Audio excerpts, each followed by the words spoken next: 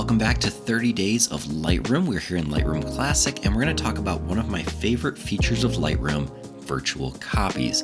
Virtual copies are one of my favorite features in Lightroom for a lot of reasons. One of those reasons is because I can be indecisive as an editor, and maybe I want to see a photo with multiple different edits.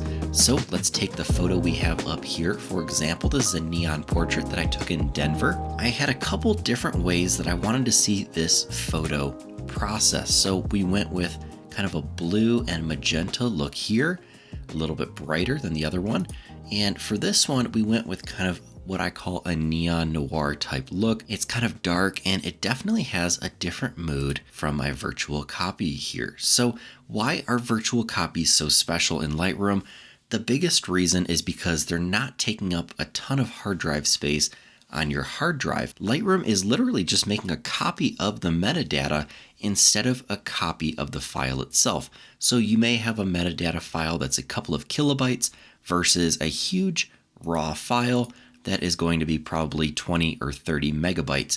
And as you can imagine, I like to make lots of virtual copies, and I would have a lot of space eaten up on my hard drive by having lots of duplicate photos with multiple edits. So instead, like I said, Lightroom just makes a copy of that metadata instead of making an entirely new file. So that's one of the reasons I love virtual copies. So let's go ahead and let's make a virtual copy. It's super simple. I can just right click on the photo and hit create virtual copy. And as you can see, it creates another photo right here. And to know that you have a virtual copy, you can see this little dog ear in the bottom left-hand corner of the photo. So now I can take this photo.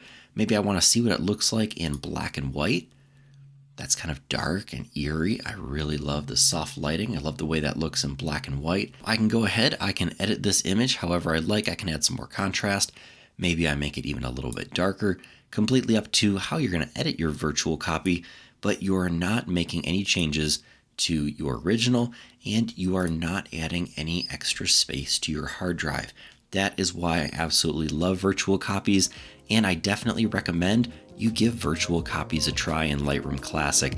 So if you enjoyed this video, give it a thumbs up, subscribe to Run and Gun for more photography tips, tricks, hacks, and of course, Lightroom tutorials. And don't forget to share this video with a friend. So until next time, get out and go shoot.